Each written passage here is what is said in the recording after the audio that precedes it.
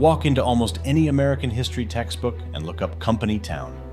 Black and white photographs, coal miners, row houses, a single store where workers spent wages they had just earned from the same man who owned the roof over their heads.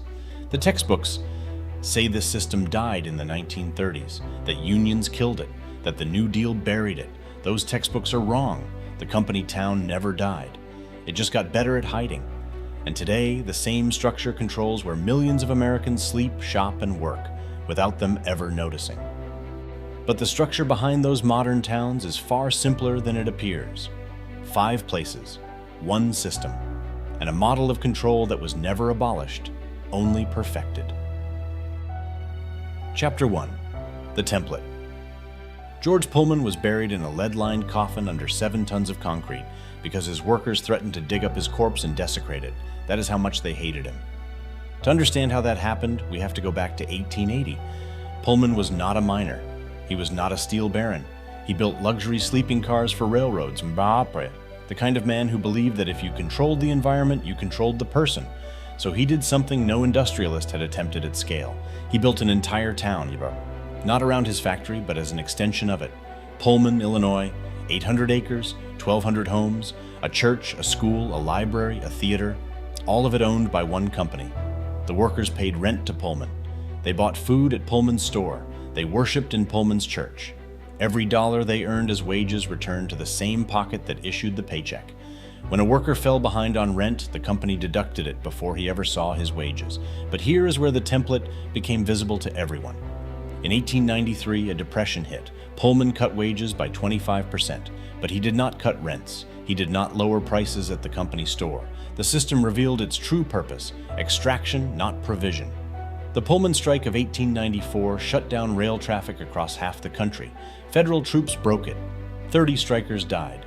Pullman himself died 3 years later, and his family sealed him in that concrete tomb because they understood exactly what the workers thought of him. But the template survived. Chapter 2. The Steel City. In 1906, the United States Steel Corporation looked at the southern shore of Lake Michigan and saw empty sand dunes. 3 years later, those dunes were a city of 10,000 people, and every single one of them depended on a single employer. Gary, Indiana, named after Elbert Gary, the chairman of U.S. Steel. The company did not just build the mill, it platted the streets, it financed the houses, it chose which businesses could open and which could not. The mayor answered to the mill superintendent, not to the voters. At its peak, U.S. Steel employed 30,000 people in Gary. The city produced the steel that built the Chicago skyline, the Brooklyn Bridge, and the American war machine in 2 world wars. But here is where the system becomes interesting. U.S. Steel never deeded the city to its residents. The company owned the land, the infrastructure, and the political leverage. When foreign competition arrived in the 1970s, the company did not defend the city. It defended its balance sheet.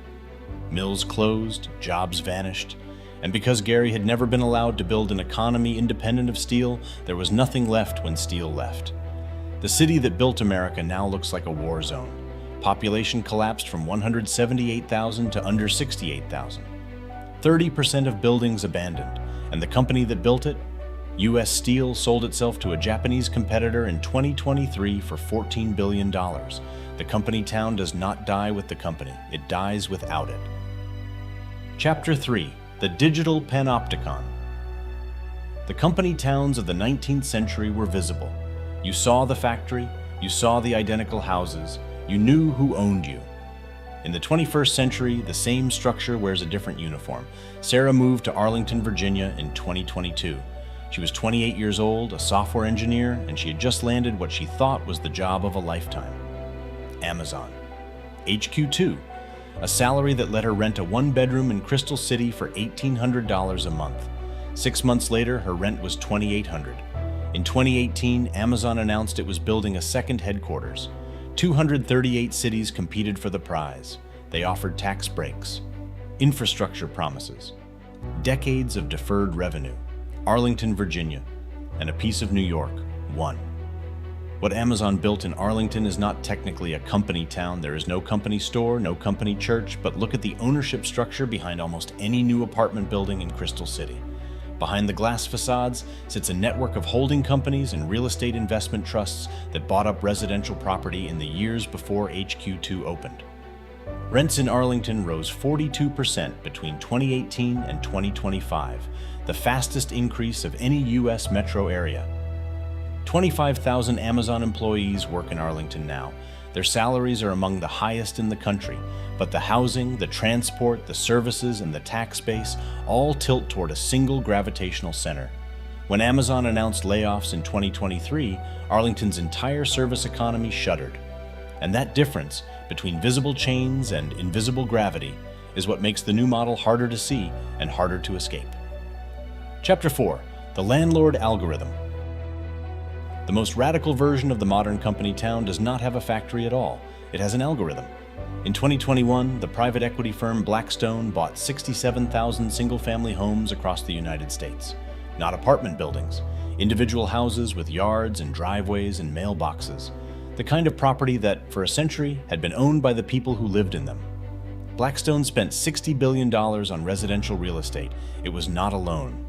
Invitation Homes, American Homes for Rent, Tricon Residential. Together, institutional investors now own more than 700,000 single-family homes in America. The appeal is simple: rents rise, wages do not, and the company does not need to employ you to extract from you.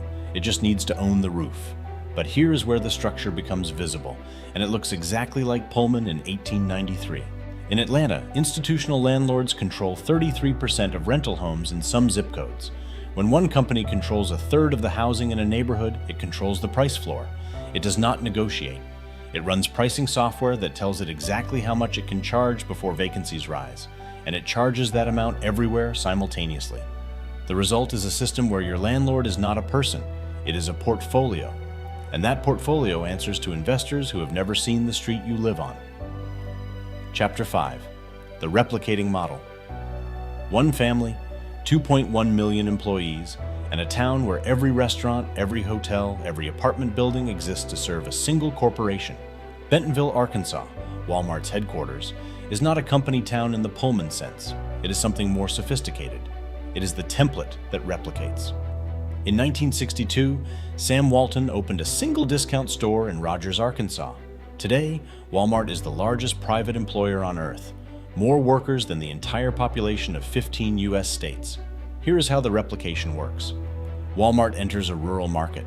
It prices below cost on staple goods. Local hardware stores, grocery stores, and clothing retailers cannot compete because they do not have 2.1 million employees worth of purchasing leverage. Within 3 to 5 years, the local retail economy collapses. Walmart becomes the only option within driving distance. The company town of the 19th century trapped you geographically.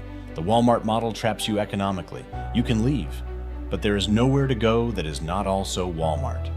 And here is where the system becomes interesting. The town of Bentonville itself has transformed. Once a quiet Arkansas community, it is now a company town in reverse, where 15,000 corporate employees and an endless cycle of supplier representatives must visit headquarters to maintain their shelf space. Every restaurant menu, every hotel room rate, every apartment lease. All of it priced for people who have no choice but to be there. Chapter 6: The System That Never Died. 5 different places, 5 different centuries, one identical structure. In Pullman, the company owned your house, your store, and your church, and the man who built it was buried under concrete because his workers wanted to dig up his corpse. In Gary, it owned your city government until it didn't need the city anymore and walked away. In Arlington, it owns the gravity that pulls every rent, every service, and every career toward a single center. In the Blackstone neighborhoods, it owns the roof above your head, and an algorithm decides what you pay. In Bentonville, it owns the only store within 50 miles, and the town that serves the machine. The company town was never abolished. It was abstracted. It moved from the physical to the financial, from the factory whistle to the lease agreement, from the visible chain to the invisible algorithm. And that difference cost millions of people the ability to see who controls them. But here is what matters. Every version of this system, Pullman's bricks, Gary's steel, Amazon's glass, Blackstone's spreadsheets, eventually reveals itself. The seams show. The prices rise faster than the wages. The algorithm overreaches. And when it does, the people inside the system get to decide whether they stay, adapt, or fight. If you enjoy uncovering the hidden stories behind everyday industries, like and subscribe for more documentaries like this. And if you want to see how the same consolidation logic quietly captured America's entire port system, one Chinese company, 80% of US container cranes, almost zero resistance, watch our ZPMC documentary next. Link in the description. Have you ever lived in a town where one employer controlled everything? Tell me in the comments. I read everyone. Because the structures that control you are never as invisible as they seem, and never as invincible as they want you to believe.